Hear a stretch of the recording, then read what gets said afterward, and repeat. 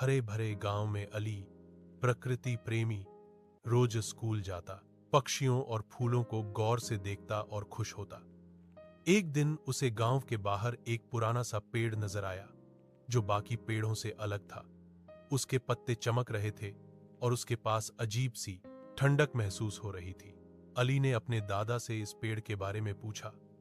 दादा मुस्कुराए और बोले, बेटा, यह जादुई पेड़ है। यह सिर्फ उन बच्चों की मदद करता है जो सच बोलते हैं, मेहनती होते हैं और दूसरों का ख्याल रखते हैं। एक दिन गांव में भीषण गर्मी पड़ी और पानी की कमी हो गई। लोग परेशान थे। अली को जादुई पेड़ याद आया।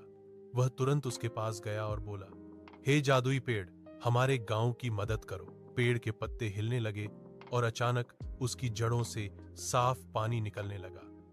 गांव के सब लोग खुश हो गए। सबने मिलकर पानी जमा किया और पेड़ का शुक्रिया अदा किया।